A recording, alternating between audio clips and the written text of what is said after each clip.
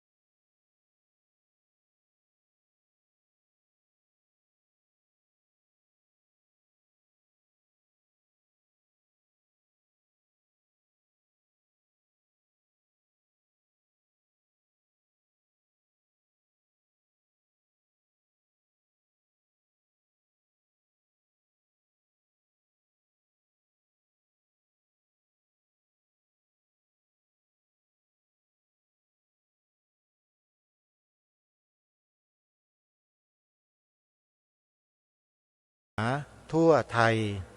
เพื่อติดตามรับฟังรายการนี้ได้ทุกวันและยังสามารถติดตามรับฟังย้อนหลังได้ทาง YouTube ที่ช่องวัดฝายหินและธรรมะภาคเหนือทั้งสองช่องนำรายการคดีโลกคดีธรรมไปตัดต่อเป็นคลิปวิดีโออัปโหลดโพสต์ไว้ใน YouTube ทั้งสองช่องท่านที่ต้องการติดตามรับฟังย้อนหลังสามารถไปเปิด YouTube ทั้งสองช่องนี้เพื่อฟังรายการคดีโลกคดีธรรมได้เลยขออนุโมทนาขอบพระคุณวัดฝายหินและเจ้าของช่องธรรมะภาคเหนือที่ได้จัดทำคลิปวิดีโอให้กับรายการคดีโลกคดีธรรมสาธุชนผู้ฟังทุกท่านวันนี้เป็นวันเสาร์ที่9พฤศจิกายนมีงานบุญกฐินที่จังหวัดสุพรรณบุรีที่ทางรายการได้เชิญชวนสาธุชนมีส่วนร่วมบุญกันทอดวันนี้ถวายวันนี้แล้วนั่นก็คือบุญกฐินวัดสามชุกตำบลสามชุกอำเภอสามชุกจังหวัดสุพรรณบุรีวัดสามชุกเป็นวัดอีกวัดหนึ่งที่น่าทำบุญมาก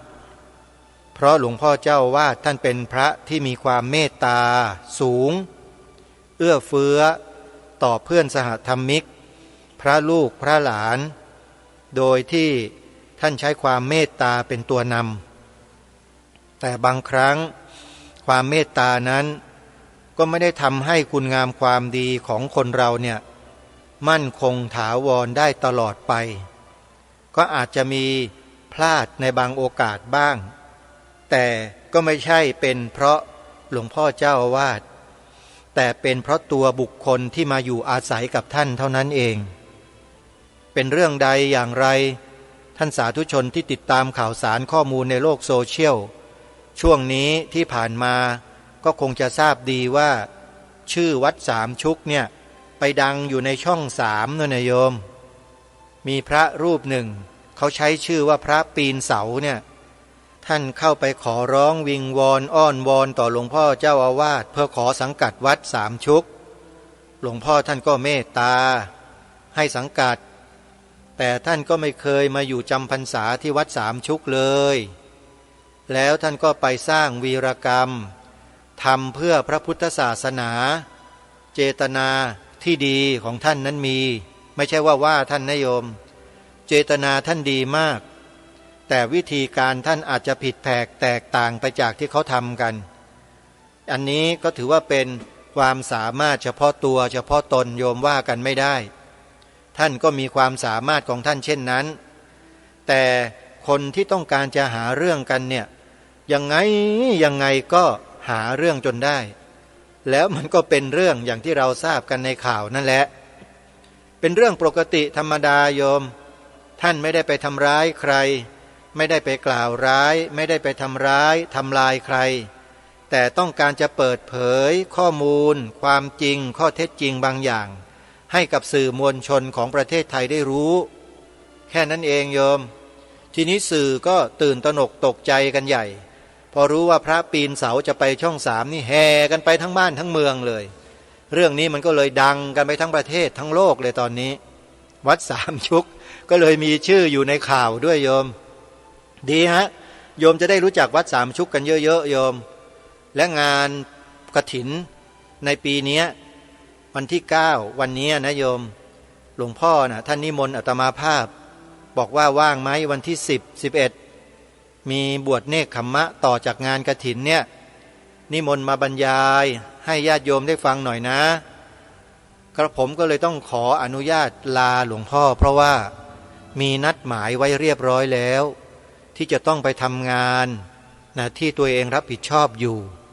ก็ไม่สามารถที่จะเลื่อนได้หลวงพ่อแล้วก็ญาติโยมก็เลยไปในงานนี้ไม่ได้ต้องขออภัยจริงๆครับเพราะว่าถ้าบอกกันตั้งแต่ล่วงหน้านู้นก็จะได้เตรียมการมาให้พร้อม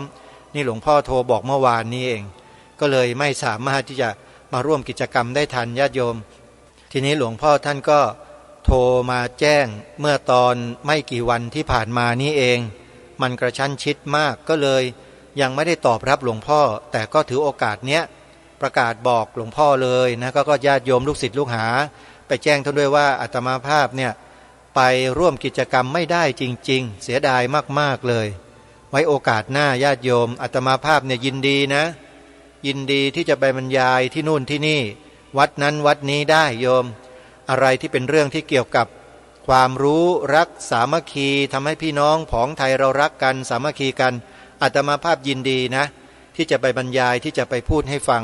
ว่าเราจะรักกันยังไงจะมีความปรองดองสมานฉันท์เป็นหนึ่งเดียวกันยังไงด้วยวิธีการอย่างไรสามารถที่จะไปอธิบาย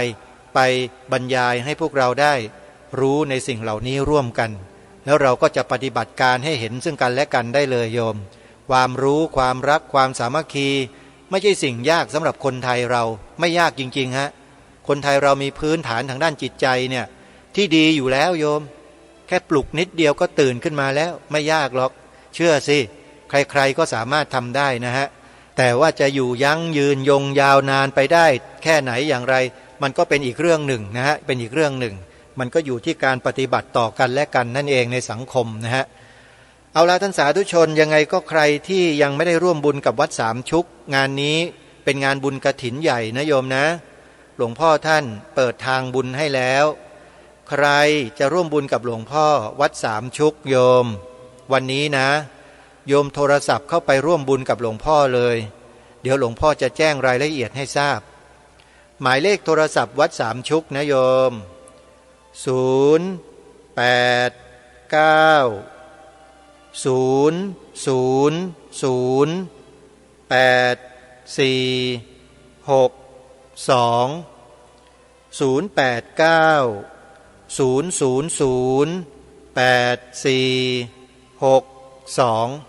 วัดสามชุกหลังจากเสร็จงานกฐินวัดสามชุกจัดบวชเนกขัมมะถือศีล8นุ่งขาวห่มขาวต่อไปอีกจนถึงวันที่12พฤศจิกายนใครจะนุ่งขาวห่มขาวถือศีล8บวชเนกขัมมะโอกาสมาถึงแล้วโยมแค่2 คืน 3 วันเท่านั้นเองโยม2 คืน 3 วันนะใครจะบวชเนกขัมมะนุ่งขาวห่มขาวเชิญได้เลยโยมจะบวชเพื่อบำเพ็ญกุศลอุทิศให้แก่บรรพบุรุษจะบำเพ็ญอะไรก็แล้วแต่หรือจะแก้บนได้หมดหลวงพ่อรับหมดเลยนะใครจะไปก็ไปได้เลยวัดสามชุกอยู่ที่ตำบลสามชุกอำเภอสามชุกจังหวัดสุพรรณบุรีเนอสักนิดหนึ่ง สวนป่าสามัคคีธรรมจัดงานเปิดป่าฟังธรรมครั้งแรกในรอบ5 ปีในการก่อตั้งจัดตั้งสถานที่แห่งนี้ขึ้นมาเพิ่งจัดงานครั้งแรกญาติโยมไม่มีสิ่งอำนวยความสะดวกอะไรให้กับญาติโยมเท่าไรเลยต้องหาต้องจัดต้องซื้อต้องทำทั้งนั้นโยมอาตมาภาพจะจัดงานแต่ไม่มีทุนดำเนินการจะทำยังไงโยมช่วยคิดด้วยนะอาตมาภาพจะบอกเบอร์บัญชีเอาไว้โยมถ้าโยมคิดได้ก็ตัดสินใจกันเลยคนละเล็กๆน้อยๆไม่ต้องเยอะนิดๆหน่อยๆโยมทำแล้วไม่เดือดร้อนนะทำแล้วสบายใจของเราเนี่ยโยมทำมาเหอะอาตมาภาพก็จะได้นำมา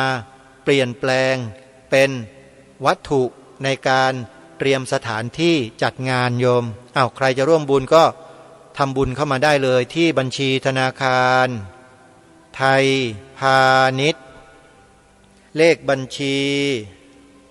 114214987ไทยพาณิชย์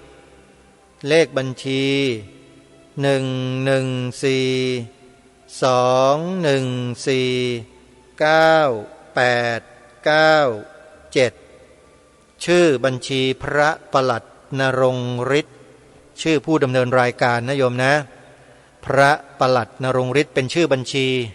นะใช้ชื่อนี้ชื่อเดิมโยมเป็นสมณศักดิ์เดิมนะฮะยังไม่ได้เปลี่ยน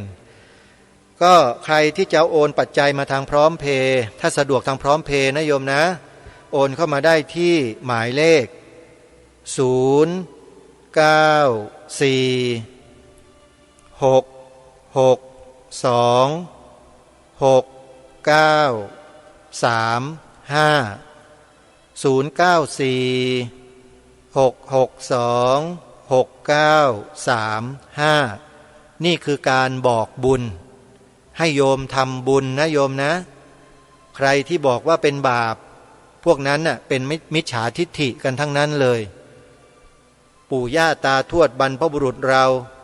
สอนให้พวกเราได้ให้ทานให้ทำบุญกันมาโดยตลอดอยู่ๆก็มีพวกใครก็ไม่รู้ออกมาบอกว่าพวกญาติโยมเนี่ยที่ทำบุญกันอยู่อย่างเนี้ยบาปกันทุกคนโยมเชื่อไหมว่าบาปหาเหตุหาผลไม่เจอพระพุทธเจ้าก็ไม่เคยสอนไม่เคยบอกว่าทำบุญให้ทานกับพระสงฆ์ที่ท่านทำงานให้พระศาสนาเนี่ยแล้วเป็นบาปพระพุทธเจ้าไม่เคยตรัสเลยพวกนี้ไปอ้างคำมาจากไหนเป็นอัตโนมติของตนเองมากกว่ามั้งแทนที่จะเป็นอัตถกถาดีกาแต่ดันไปใช้อัตถกถูดีกูนะแทนอัตถกถาดีกาซะเองอย่างนี้มันก็ใช้ไม่ได้นะโยมนะก็แล้วแต่นะโยมอาตมาภาพชี้นำโยมไม่ได้แต่บอกให้เข้าใจให้ทราบเฉยๆส่วนใครจะมีปัญญาในการขบคิดพิจารณาให้เห็นความจริงแท้ความเป็นประโยชน์ร่วมกันที่แท้ก็ตัดสินใจกันได้เลยโยมแต่ถ้าเชื่อตามคำของคนเหล่านั้นกลัวบาปกลัวจะเป็นบาปโยมก็หยุดทำในสิ่งที่ดี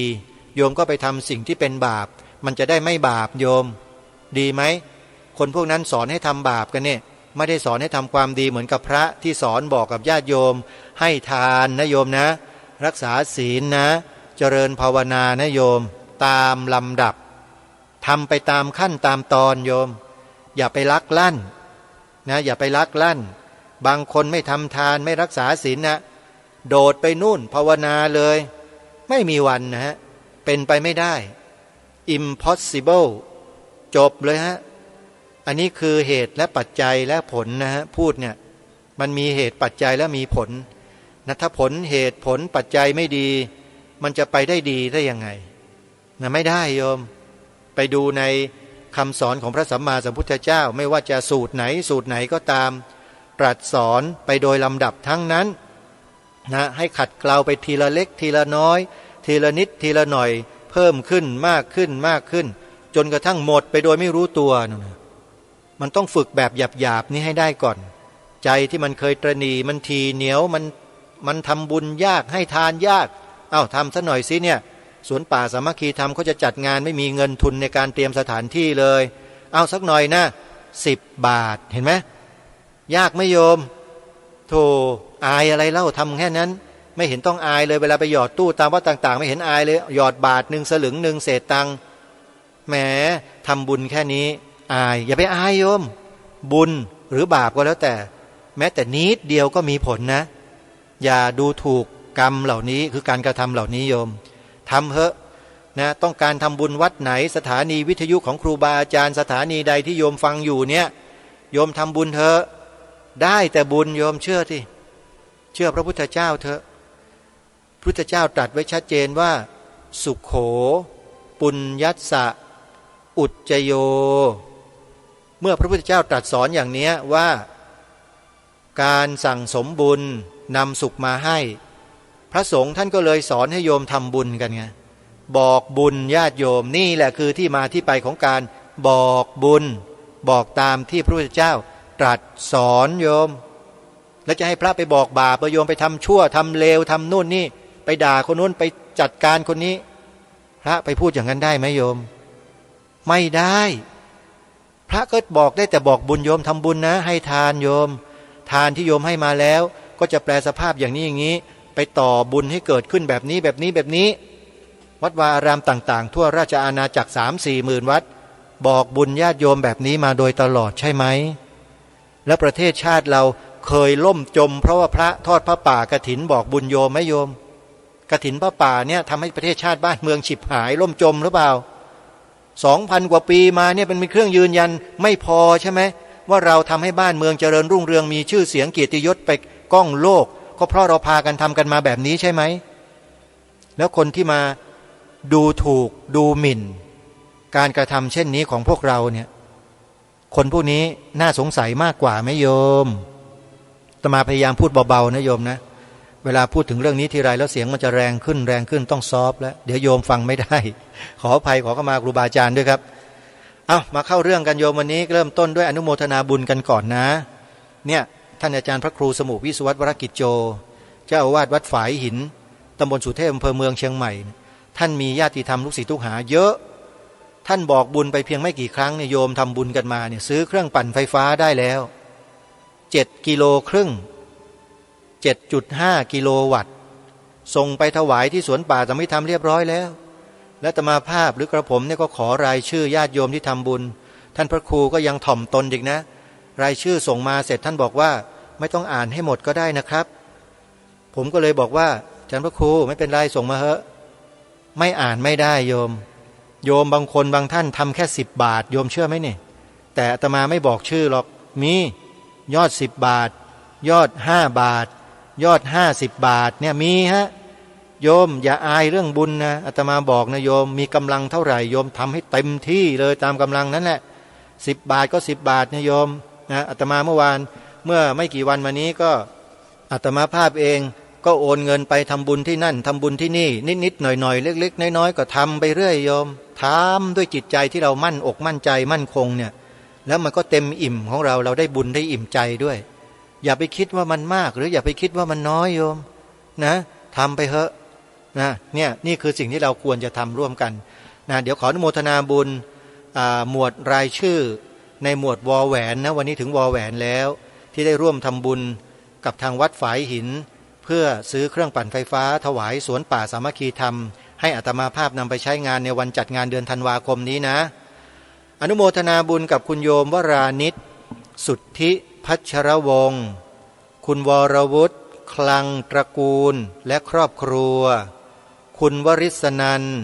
คุณรงคภูมิปุรณวิทย์คุณวโรไทยคงคาสุริยฉายและครอบครัวคุณวาสนาปิ่นแก้วคุณวิทูลอุตตมาคุณวีดาวุฒยวเรศคุณวีรยุทธเชื้อปัญญาคุณเวทกาเทพวงศ์หมวดวอแหวนมีเท่านี้นะต่อไปหมวดสอศาลาโยมสอคอนะคุณสจีนาคเกตคุณศศินาถชัยเลิศ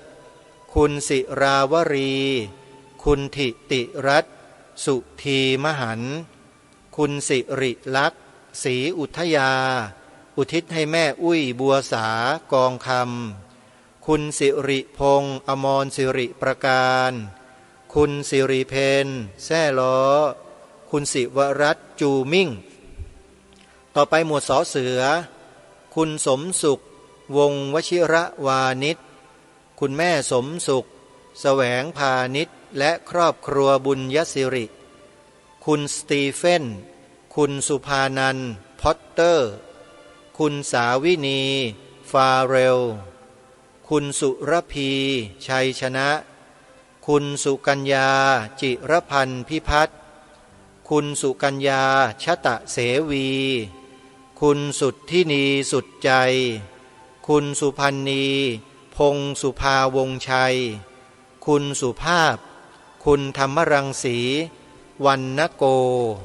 หมวดสอเสือก็จบลงแต่เพียงเท่านี้เหลืออีกนิดเดียวโยมนะอ่านให้จบไปเลยนะหมวดหอหีบโยมอนุโมทนาบุญกับคุณโยมหลีเฮียงแซ่ตั้งคุณหญิงพัฒน์เหล่าพุทธาหมวดออ่างคุณอมรพันธ์เด็กหญิงพันพัฒน์ศรีจันทร์และครอบครัวอมรภัทรกิจทุกคนคุณอรพรจุลคณานุกิจคุณอรพินสุกิจพิริยพันธ์คุณออนอานันต์บุตรศรีภูมิคุณอริศรานินมาลาคุณอสิวันวรานันนิทิตคุณสิริการรัตนเลิศวงศ์คุณอัครวัตรทรัพย์มณีสมชัยคุณอังคนาวงเขี้ยมคุณอัชราดางพลคุณอารดาบัพพสิริคุณอารี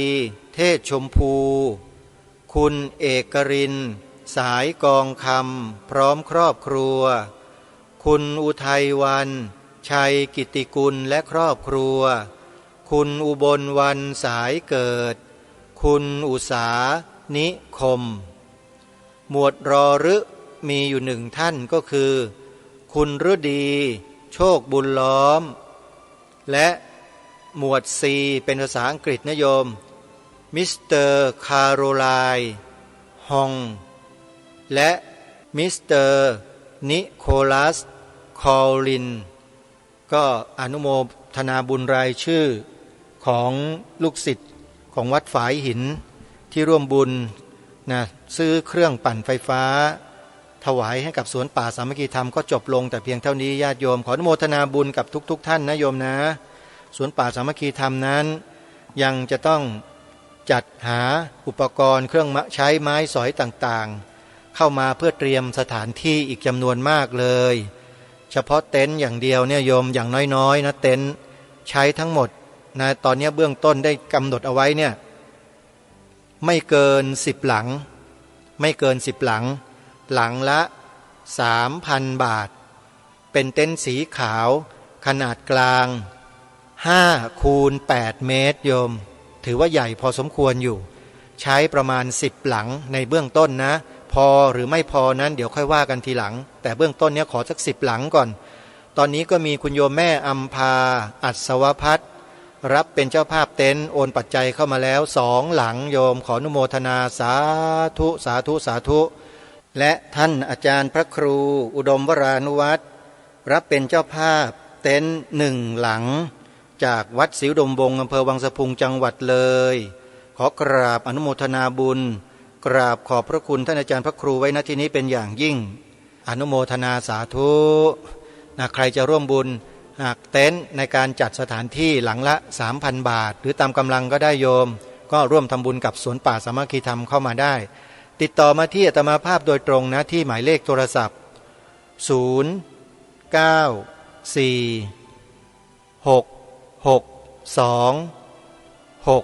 9 3 5อนุโมทนาสาธุมาดูเนื้อหาสาระของหนังสือพุทธศาสนสุวรรณภูมิปกรณ์กันต่อแต่วันนี้จะยังไม่อ่านเนื้อความ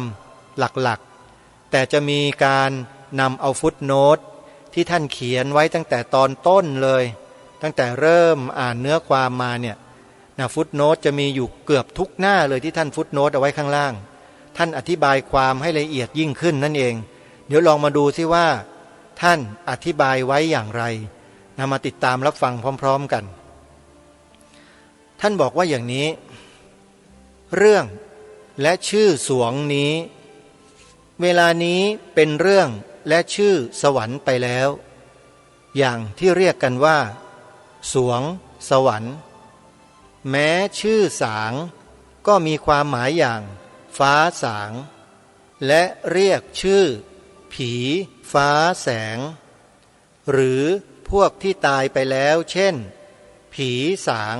ชะนี้สวงสางจึงเป็นชื่อของแดนเร้นลับ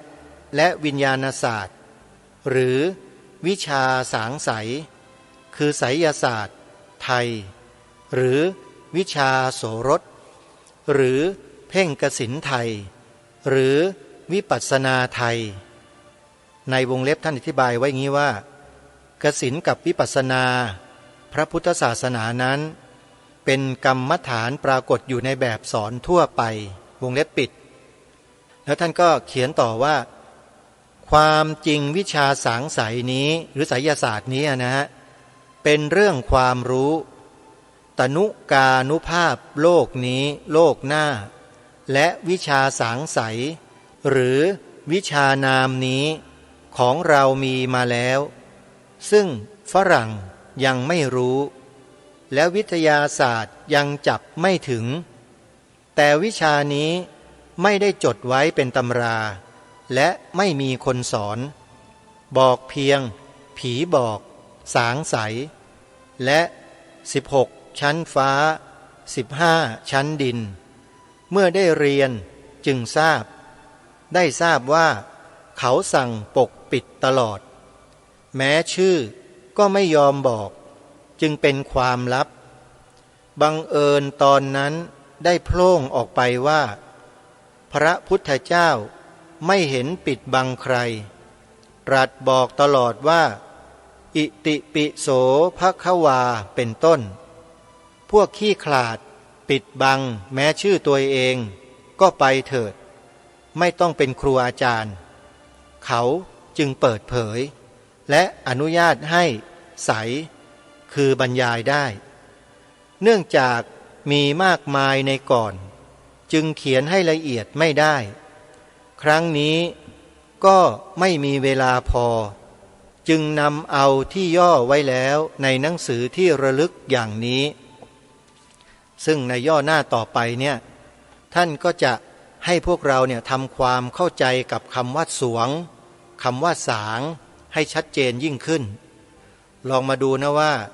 ในย่อหน้าต่อไปนี้ท่านจะเขียนไว้ว่าอย่างไรสวงสอเสือรอเรือวอแหวนงองู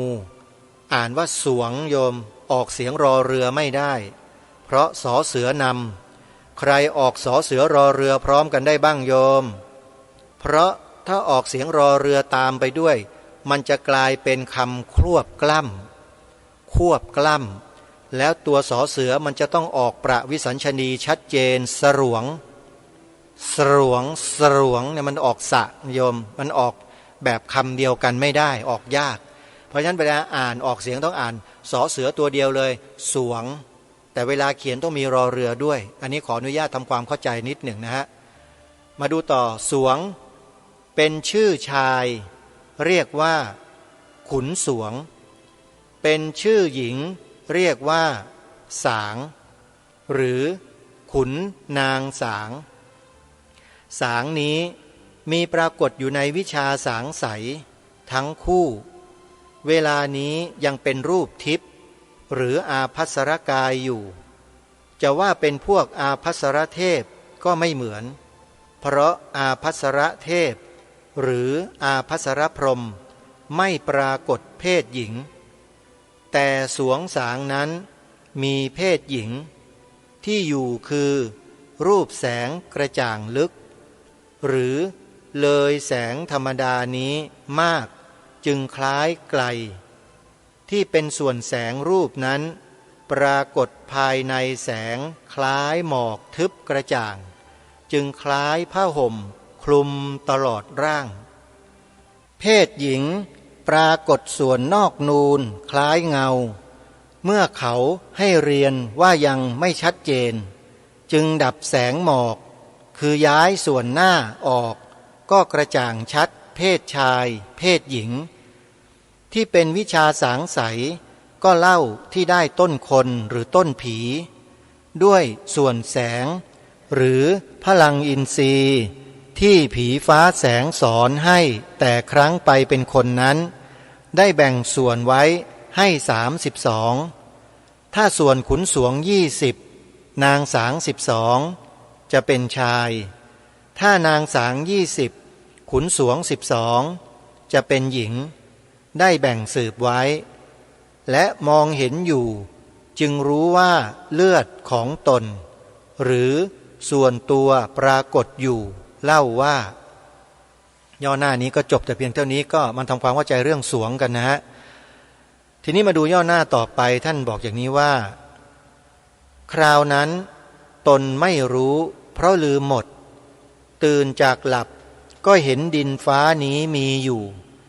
ที่มาอยู่เป็นพื้นดินสูงใหญ่มีน้ำล้อมรอบมีต้นไม้นกปลาอยู่แล้วแต่พื้นดินนิ่มอร่อยอยากกินก็หยิบกินตรงไหนก็ได้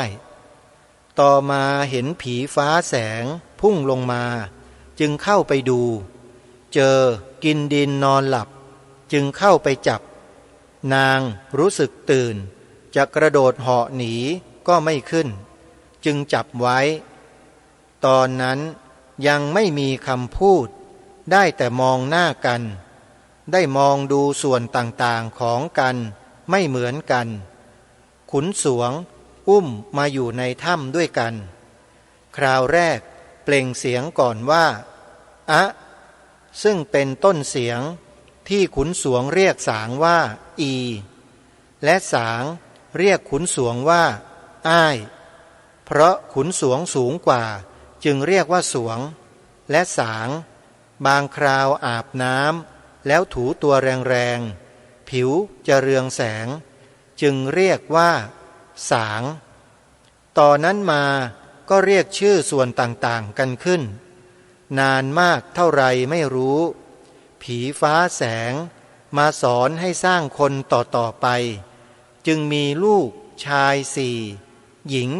4สอนให้รู้สืบต่อกันแล้วกระทั่งต่างมีลูกต่อมาอีกนานก็ออกมาจากร่างคนนั้นเห็นสางร้องไห้เฝ้าผีอยู่จึงไปดึงออกมาอยู่ด้วยกันเพราะเป็นห่วงเชื้อนั้น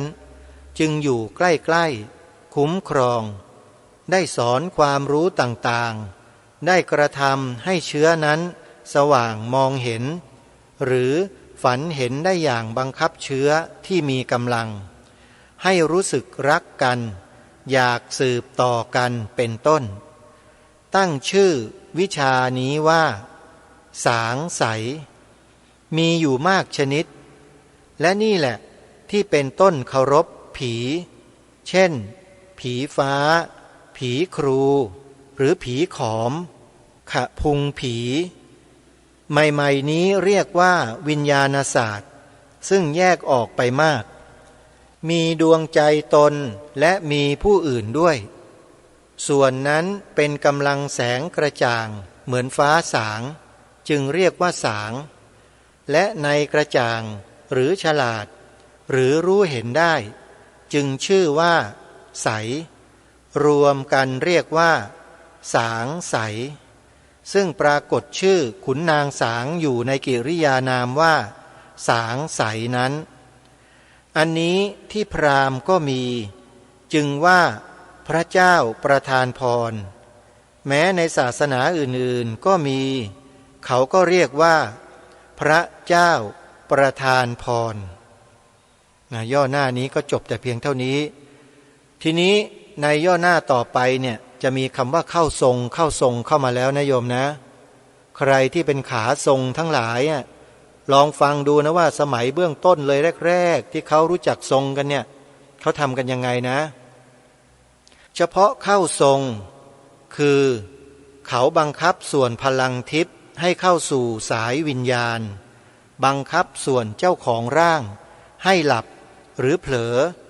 เอาของทิพยวิญญาณเป็นกระแสคล้ายลำไฟฉายเข้าสู่แล้วให้พูดให้ทำตามที่เขาต้องการเป็นการทรงนี่เห็นไหมเรามารู้จักคำว่าการทรงตอนนี้แหละเขาทรงกันแบบนี้นะโยมของแท้ของจริงนะเป็นอย่างนี้นะมาดูในย่อหน้าต่อไปพลายกระซิบคือเขาบังคับวิญญาณหูหรือแก้วหูให้ได้ยิน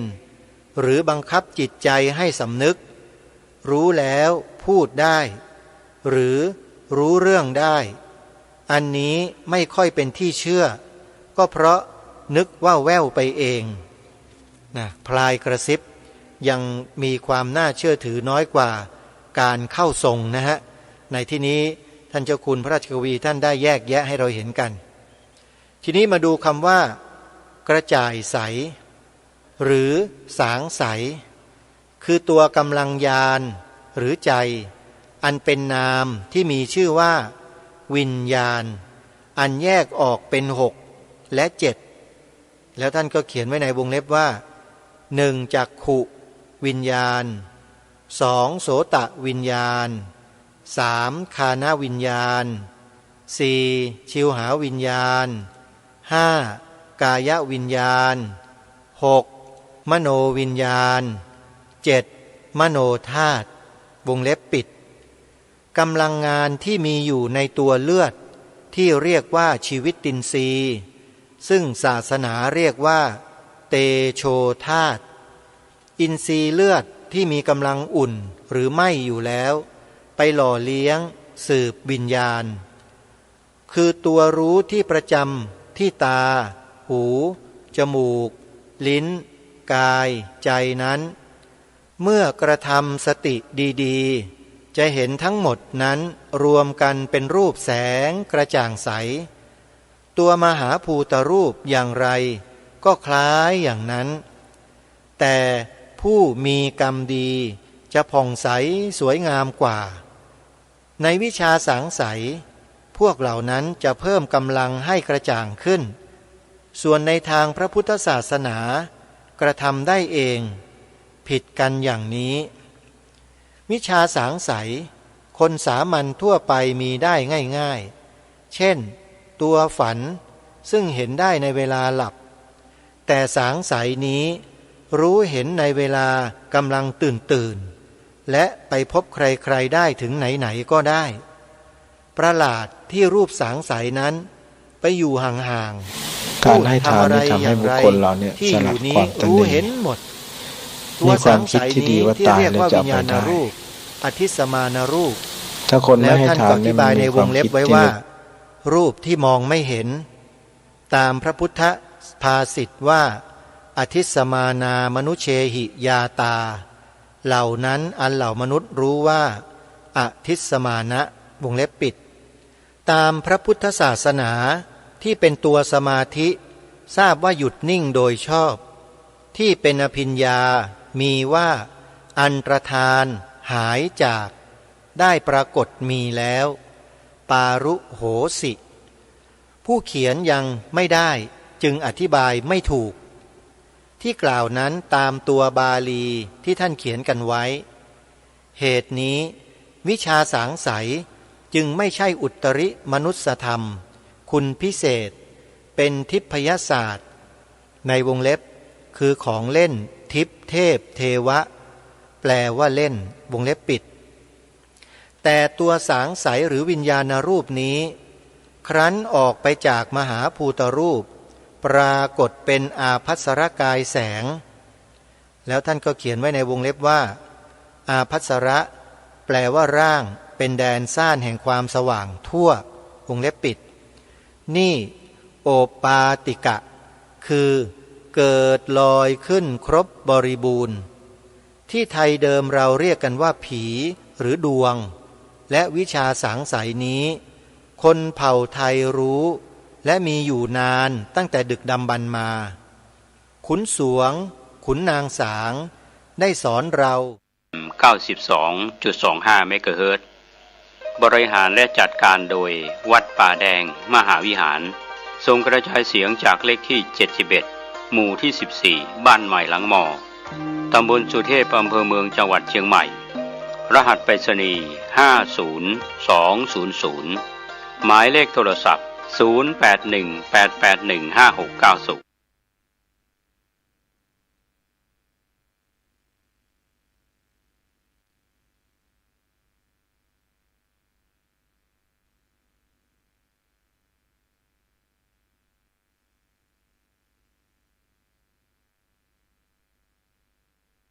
แบบดั้งเดิมในสมัยโบราณดึกดำบรรพ์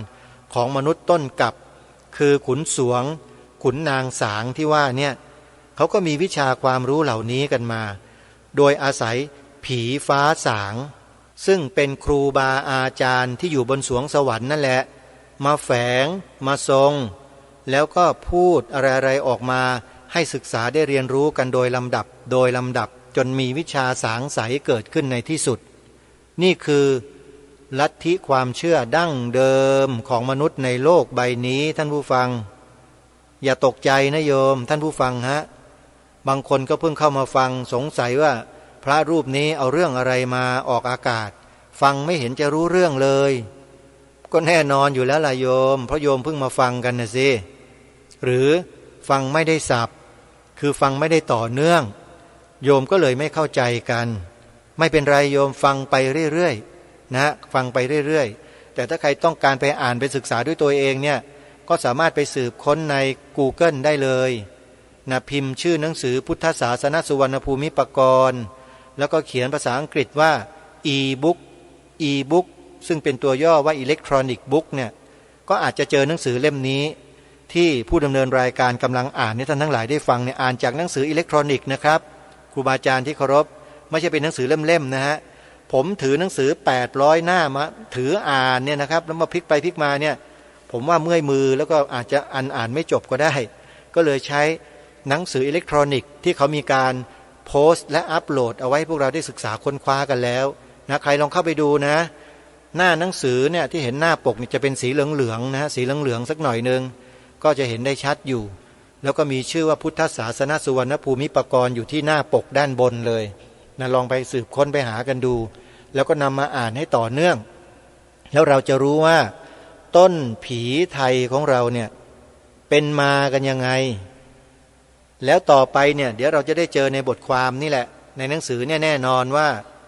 เมื่อพุทธันดรที่1พุทธันดรที่2พุทธันดรที่3หรือแม้แต่กระทั่งพุทธันดรที่4ก็คือเนี่ยสมัยที่เรายังมีชีวิตอยู่เนี่ยอย่าเขาเรียกว่าอยู่ในพุทธันดรนะคำว่าอยู่ในพุทธันดรหมายความว่าอยู่ในคำสอนของพระสัมมาสัมพุทธเจ้าที่ยังมีปรากฏอยู่ในโลกตราบใดที่มีพระไตรปิฎกอัตถาดีกาครูบาอาจารย์ทรงไว้สืบไว้รักษาไว้อยู่เรียกว่าพุทธันดรนี้ยังอยู่แต่ถ้าไม่มีการสืบสารไม่มีการรักษาต่อยอดคัมภีร์ทางพระพุทธศาสนาโดยการศึกษาเล่าเรียนพระบาลีอัตถกถาดีกาแล้วนั่นเขาเรียกว่าไม่ใช่พุทธันดรหมดพุทธันดรไปแล้วไม่รู้ของใครก็ไม่รู้ไม่ใช่ของพระสัมมาสัมพุทธเจ้านะโยมนะนี่คือคำว่าพุทธันดรซึ่งต่อไปเนี่ยขุนสวงขุนนางสางเหล่านี้แล้วก็ลูกหลานเหลนลื้ออะไรของเขาทั้งหลายเนี่ยที่เกิดมาบนโลกเนี่ยนะจะต้องมาเจอกับพระสัมมาสัมพุทธเจ้าพระองค์แรกแห่งภัททกัปคือโลกใบนี้โลกเรานี่พิเศษสุดมีพระพุทธเจ้าทรงอุบัติขึ้นมาสอนธรรมถึง5พระองค์นะโยมโลกสมัยก่อนๆ นี่มีแค่องค์เดียวก็จบแล้วจบเลยองค์เดียวแต่ของเรานี่5พระองค์โอ้โหลองคิดดูซิว่าไม่รู้ว่าเทพเทวาชั้นไหนก็ไม่ทราบเหมือนกันที่อธิษฐานหรือกระทำการใดๆก็แล้วแต่ทำให้พระสัมมาสัมพุทธเจ้าทรงอุบัติขึ้นมาในโลกใบนี้ให้แก่พวกเราศึกษาหลักธรรมคำสอนพระสัมมาสัมพุทธเจ้าได้ถึง5พระองค์เนี่ยโยมโอ้เป็นบุญของพวกเราจริงๆที่เรายังอยู่ในพุทธกาลในพุทธันดรนี้นะเร่งศึกษาเรียนรู้กันโยมแล้วถ้าใครไม่มีหนังสือหนังหาหรือว่าไม่อยากจะหยิบจะจับหนังสืออ่านฟังฮะ แอปพลิเคชันที่ทางรายการแนะนำท่านทุกวันเนี่ยครูบาอาจารย์ที่ท่านนำพระไตรปิฎกอรรถกถาฎีกามาอธิบายความให้เราได้ฟังชัดแจ้งแจ่มแจ้งเลยโยมมีอยู่ในแอปพลิเคชันนี้แน่นอนแต่ว่าเราจะโหลดหรือไม่โหลดเท่านั้นเองโหลดแล้วจะฟังหรือไม่ฟังก็เท่านั้นเองโยมไม่ใช่เรื่องผิดปกติอะไรนะโยมนะ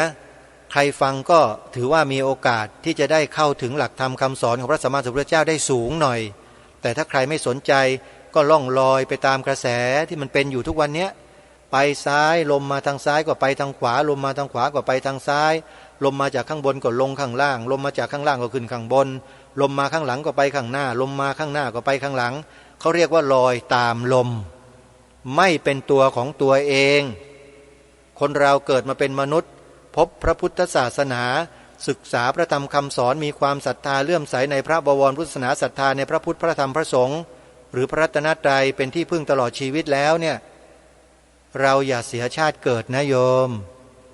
จงมุ่งมั่นศึกษาเรียนรู้พูดทำคิดแต่เรื่องที่ดีๆมีประโยชน์เป็นสัมมาทิฏฐิสัมมาทิฏฐิเป็นอันดับหนึ่งนะสร้างสัมมาทิฏฐิให้เกิดขึ้นให้ได้เมื่อสัมมาทิฏฐิเกิดขึ้นแล้วหิริโอตตัปปะเกิดขึ้นแล้วสติสัมปชัญญะมีแล้วเดินไปไม่ยากเลยเดินเพื่อความหลุดพ้นเนี่ยจริงๆทำเบื้องต้นให้ดีท่ามกลางให้ดีแล้วจะถึงที่สุดกันทุกท่านทุกคนนะโยมนะก็ขออนุโมทนาบุญกับทุกท่านที่ติดตามรับฟังรายการคดีโลกที่ทำในวันนี้อาตมาภาพก็ไม่มีอะไรเป็นสิ่งที่จะตอบแทนญาติโยมสาธุชนได้ดีเท่ากับคำอวยพรขอให้ท่านผู้ฟังทุกท่านเนี่ยสุขภาพแข็งแรงกันทุกคนคิดปรารถนาสิ่งใดที่ชอบประกอบด้วยธรรมแล้วขอให้ความปรารถนานั้นจงพลันสำเร็จทุกประการด้วยกันทุกท่านทุกคนเทินวันนี้ต้องขอยุติการออกรายการไว้เพียงเท่านี้ก่อนพบกับรายการได้ใหม่ในวันพรุ่งนี้ขอความสุขสวัสดีจงมีแด่ท่านผู้ฟังทุกท่านทุกคนเทินขอเจริญพรกล้าคิดก็ต้องกล้าทำอย่ากลัวถ้าทำความดีเร่งศึกษาปัญหาให้ทันท่วงทีเมืองไทยจะพัฒนากว่านี้รายการดีๆคดีโลกคดีธรรมขอรำพันบรรยายความคิดเครื่องหมายแห่งสีทั้งสามงามถนัดขาวคือบริสุทธิ์สีสวัสดิ์หมายพระไตรรัตน์และธรรมะคุ้มจิตไทยแดงคือโลหิตเราใสซึ่งยอมสละได้เพื่อรักษาชาติศาสนาน้ำเงินคือสีสวาม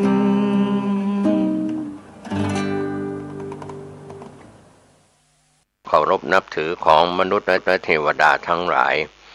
เส้นทางจากเชิงดอยสุเทพจนถึงวัดพระธาตุดอยสุเทพ11กิโลเมตรยุคอดีตหลายสิบปีที่ผ่านมาเกือบ100 ปีก็หมายถึงว่าหลายสิบปีนะครับที่มีตัวเลขที่เราได้ประชาสัมพันธ์เชิญชวนท่านไปร่วมกิจกรรมวันนี้ที่ลานอนุสาวรีย์ครูบาเจ้าศรีวิชัยก็มีพระเถรานุเถระเป็นทักษิณานุปทานในพิธีทำบุญอุทิศส่วนกุศลให้ครูบาเจ้าศรีวิชัยแล้วก็ยังเป็นสิ่งที่ลูกหลานชาวเชียงใหม่ลำพูนล้านนาหรือนักท่องเที่ยวที่เดินทางมาได้มีโอกาสไปร่วมพิธีที่ลานอนุสาวรีย์ครูบาเจ้าศรีวิชัยตั้งแต่ช่วงเช้า